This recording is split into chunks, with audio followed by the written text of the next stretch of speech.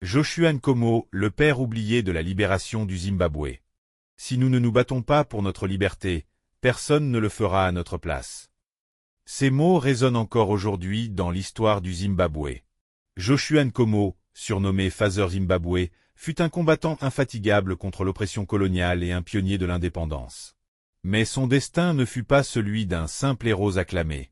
Trahi, exilé, effacé de l'histoire officielle, son parcours est une leçon de courage et de sacrifice. Aujourd'hui, plongeons dans l'histoire fascinante de Joshua Nkomo, cet homme qui aurait pu être le premier président du Zimbabwe, mais dont l'héritage a été éclipsé par la politique et les rivalités post-indépendance. 1. L'enfance d'un futur leader. Joshua Nkomo naît en 1917 à Semoko, un petit village de Rhodésie du Sud, l'actuel Zimbabwe. Issu d'une famille noble, il grandit dans un pays dominé par les colons britanniques, où les Noirs sont marginalisés et privés de droits fondamentaux. Très tôt, il se distingue par son intelligence et sa curiosité. Envoyé dans une école missionnaire, il excelle dans ses études et gagne une bourse pour poursuivre une formation en Afrique du Sud.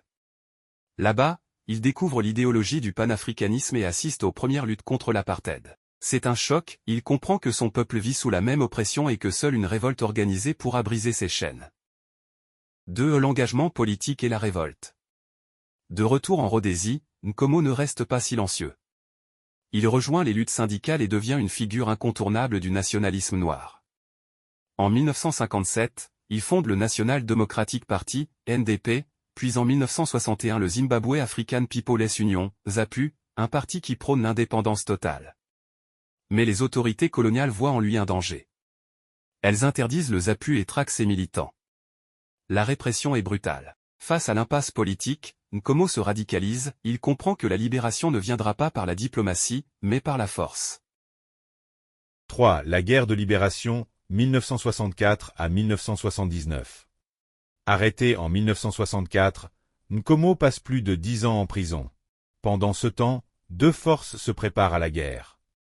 Le ZANU de Robert Mugabe, soutenu par la Chine.